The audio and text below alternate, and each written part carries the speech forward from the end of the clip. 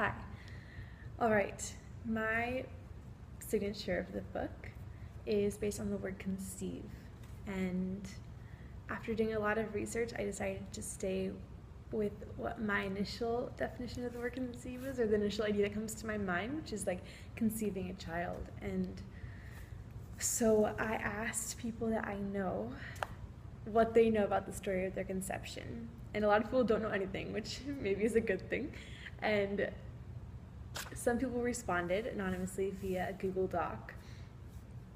And I think because it was anonymous, some people responded in a way that was a lot more vulnerable than I would have ever expected. And so while initially my idea was to take these stories that I am given by these like wonderful people who are helping me out and do really childlike illustrations of them, I received a particular response that ended up being the center spread of my book. And it was so heavy and beautiful and vulnerable that I wanted to have a weightier way to illustrate them. And so I was perusing the interweb and stumbled upon collage illustration, so that's what I do with my book. So each spread is a collage illustration inspired by a story that was shared with me, or an excerpt of a story. And so the center spread, which is the response that really struck me, I just wanted to focus on the story itself, so I just have one image and then all of it is the text. This is the typographic treatment that I chose for all my collages. I stamped the letters myself and then cut and pasted them into all the collages. It says, "My parents were on vacation for Father's Day. Despite already having 3 children, still not sure why they weren't home with them, and were on the verge of divorce. Pretty sure my father was already having an affair with a woman he would eventually leave us for. It was almost... I was almost named after my father's boss, who made him go on vacation instead of staying and working like he wanted to, but my mother didn't like the name.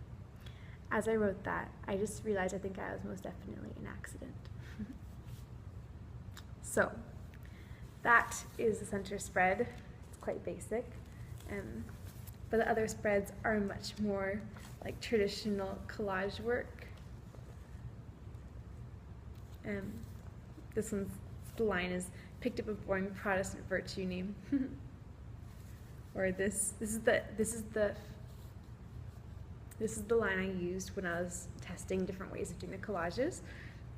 The line is, "The dog was never very happy with me." All right, so then when it came time to do the chapter dividers, I found consistency throughout the book by having the chapter dividers.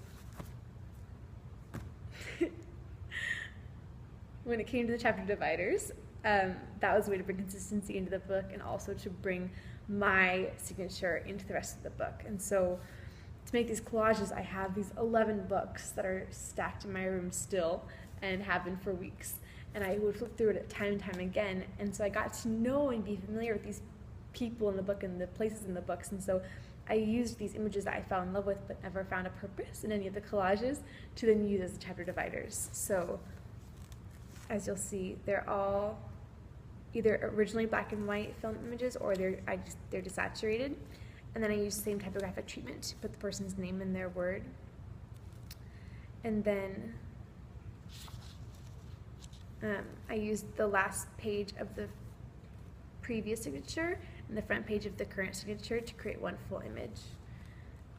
And then as for the binding, because all the images I used were from like the 60s to the 90s, I wanted to embrace that puke yellow-green color, and I chose a lighter version in embroidery floss, and I used it as the ribbons, and also I wrapped it around knitting needles to create these 2 ends, and then I used hemp for the rest. I incorporated the knitting needles because my book visually is quite heavy, and I used rather thick paper. And so I wanted the binding to have substance, but still be quite minimal, so it doesn't distract too much, but it's weightier, you know. And that is my book. That is 20 Words for 20 Works by Sienna Moffat. There you are.